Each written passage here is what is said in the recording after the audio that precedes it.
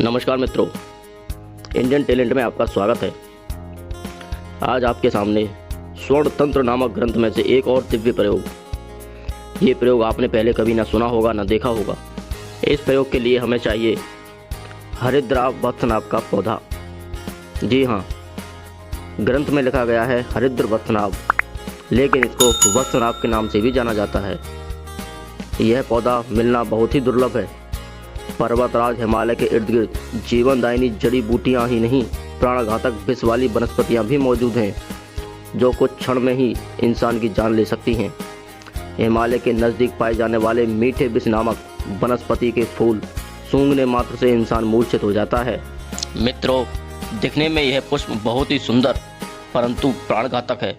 हिंदी में मीठा विष, संस्कृत में वत्सनाभ, अंग्रेजी में एकोनिट और लैटिन में एकोनिटम फेरोक्स के नाम से जाने जाने वाले इस वनस्पति की घातकता के बारे में हिमालय पर ऊंचाई पर रहने वाले लोग अच्छी तरह से जानते हैं। इसके फूलों के सूंघने से मनुष्य बेहोश हो सकता है।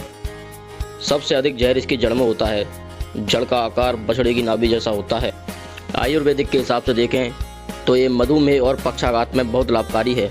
70 ग्राम अखरोट में 10 ग्राम शुद्ध किया हुआ वत्सनाभ मिलाकर उसमें से 1 ग्राम की मात्रा 3 दिनों तक रोगी को देने से इन दोनों ही रोगों में लाभ मिलता है।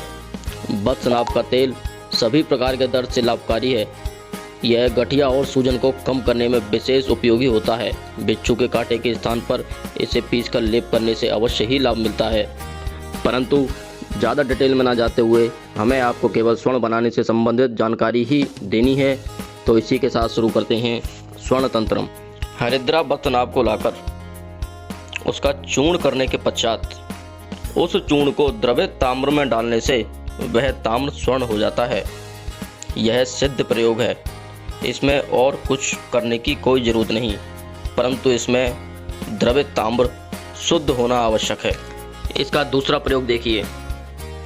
हरिद्रा वत्सनाभ के पत्तों को लाकर उन्हें छाया में सुखाकर और शोषित होने के पश्चात यानी सूख जाने के बाद उनका चूर्ण बनाकर उस चूर्ण को द्रवित बंग में मिलाने से वह बंग रजत हो जाता है, यानी चांदी बन जाता है। अब तीसरा प्रयोग देखिए। हरिद्रा वत्सनाभ के पांचांग का रस निकालकर उस रस के साथ खरल में पारद डालकर 21 दिन तक दृढ़ता पूर्वक मर्दन करने से वह पारद बद्ध हो जाता है, यानी वह पारा इकट्ठा हो जाता है।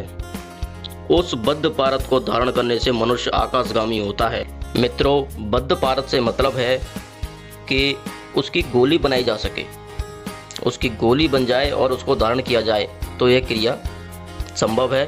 इस तरह से इस स्वर्ण तंत्र में बताया गया है। अब इस बद्ध पारद से स्वर्ण बनाने का प्रयोग देखिए। ये जो बद्ध किया हुआ पारद है इसको चूर्ण कर लें। उसके बाद पुनः वत्सनाभ के रस को निकालकर इस चूर्ण को खरल में मर्दन करें। बार बार रस देकर मर्दन करने के बाद अग्नि में संपुट करने के पश्चात पुनः शीतल करके रस देकर मर्दन करें और पुट दें। इस प्रकार 100 पुट देने से उस पारद का मारण होता है। यही क्रिया हड़ताल के साथ करने से उस हड़ताल का भी मारण हो जाता है और ये दोनों ही कल्पद्रुम हो जाते हैं। अर्थात उस भस्म किए हुए पारद को किसी भी 1 तोले धातु में यदि आधी रत्ती की मात्रा मिलाया जाए तो वह उस धातु का निश्चित रूप से भेद करता है। अर्थात 1 तोला ताम्र में 1 रत्ती इस भस्म को मिला दिया जाए तो वह संपूर्ण स्वर्ण बन जाता है।